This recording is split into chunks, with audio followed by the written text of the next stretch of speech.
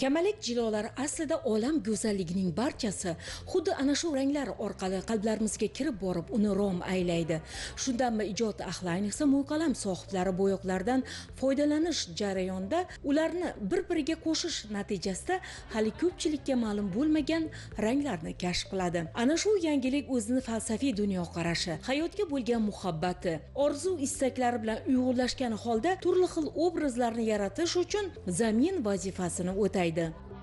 Ushbu muzeydagi rang tasvir maktabining rivojlanishiga o'zining salmoqli hissasini qo'shgan musavvirlarning mo'yli bo'yoqda grafika uslubidagi 60 ga yaqin asarlari keng omma e'tiboriga jalb etildi. Muhimi, ushbu ko'rgazma o'ziga xos jihatlari bilan ajralib turibdi.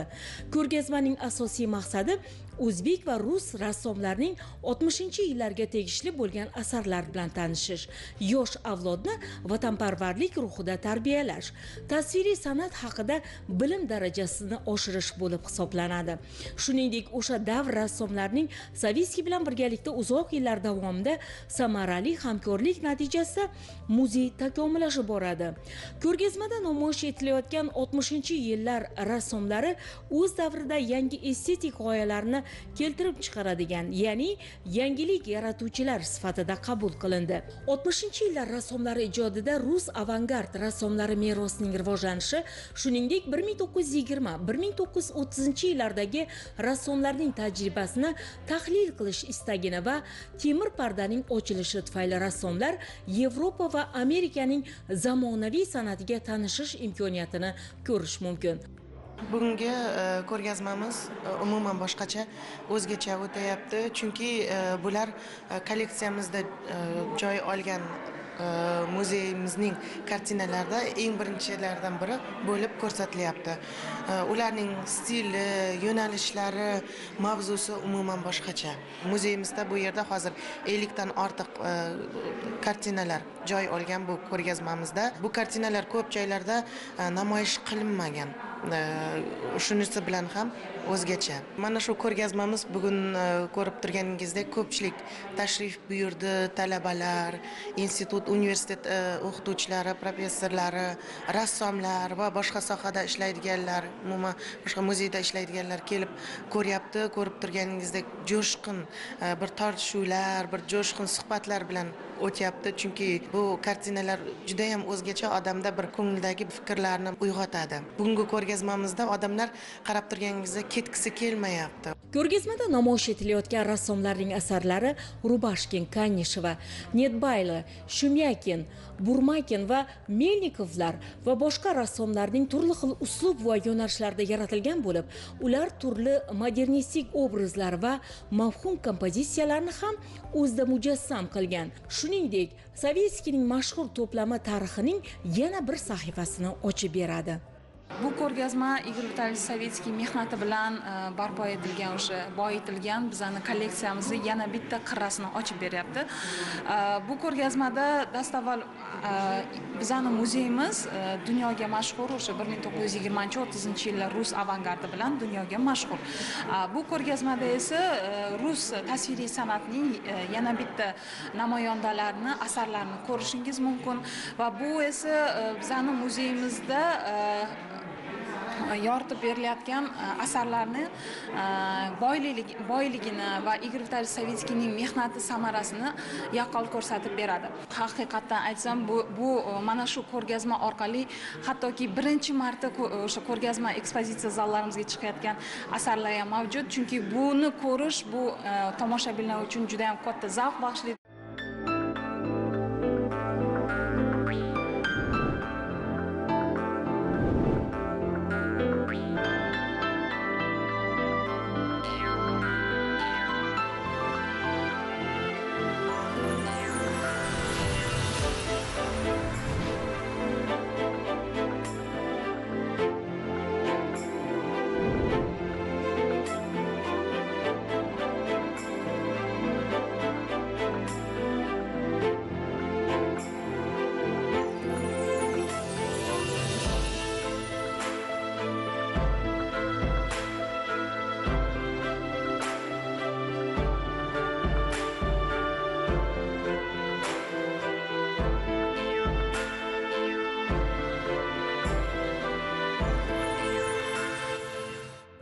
Muallif biror ish bilan mashg'ul bo'lar ekan, unga ilhom bag'ishlayotgan mavzu bilan birgalikda atrof muhitning sokinligi hamda turli mavjudotlarning o'zaro muloqotini ham tinglash qobiliyati mavjud bo'lishi lozim ekan. Shuning uchun ham aynan tasvir bilan shug'ullanayotgan rassomlar osudalikning o'ziga xos ohanglari borki, uni faqat anglash jarayonida ixlosmandlarni maftun etadigan chizgilarni yuzaga keltirish mumkin deydi san'atshunoslar. Bularning barini ushbu ko'rgazmadan o'rin olgan musavvirlar ijodida ko'rish mumkin.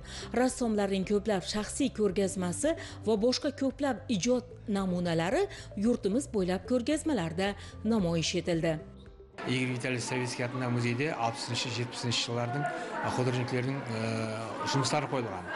Енді бұл жерде жұмыстары қойылғанда әлбетте мен ойлаймын, себебі орта жоғарыдағы буынларға түсінікті, енді бір кіші буындағы нәуше художниклерге мен үлкен сабақ болады деп ойлаймын. Себебі 60-70 жылдарда жасаған художниклердің себебімен ең кейінгі уақытлары 70 жылдардың ортасында ұстаздарға шәкірт болып түскенмін. Сол уақытларда олардың тартыспақтарын көрер едім. Өзіміздің жергілікті художниклердің сол бір художниклерді айтып, соның үстінде тартыспақ қылып, неге ол ондай қылып істеген, неге мынандай қылып істеген. Мен сол уақытта хайран қалдым, бұлар неге тартысып жатырды? Өзінің келбетін, өзінің ойлаған ойын бояулар арқылы суретлегенде өмірде не мақсат? Бір қуанышын, қайғысын, бір қызықты уақиғаларды шығарма қылып полотноға дөреткен. Енді уақыттың өтуімен созап қалыптасып келер екен, себебі әзірге біздерге жасымызда ол айқын түсіндіріп беруге соған игілігім жетеді. Сол замандағы адамлардың бір-біріне қатынастығы, солардың иісі шығып тұрады шығармаларда. Мен сол заттарды сезіп біле аламын, мен соның үшін мен ойлаймын, уақыттың өтуімен жастарым бізде әзір үлкен ғазине сақланған, ғазинеміз арқылы рухи байлық арттыру, соның арқасында мына халқымыздың рухи байлық, онан да мына әзірге жасап жатқан жастарымыз әзір өзінің дәуірін жасап, өзінің полотноларында өзінде 60-70 жылдарда қылып, мысалы 21-ші, 20-ші, 22-ші жылдарды жасаса, мен ойлаймын, үлкен бір дәрежеге жетіскен болады. Бірақ әлбетте соның ішіне минет өту керек, минеттің арқасында мына 60-ші, 70-ші жылдардағы қойылған шығармалардың әрбір дөреті үшін қабілетін өзінше қабыл ете білу. Соның үстінде көбірек істесе, көбірек көрсе, мен ойлаймын, өзінің ойлаған ойларына жетеді. Rassomlar bu asarlarda dekorativ masalalarni tabiatning tabiiy yechimi orqali ulug'lab, manzara ko'rinishini yuqori darajada ko'rsatib bera olgan.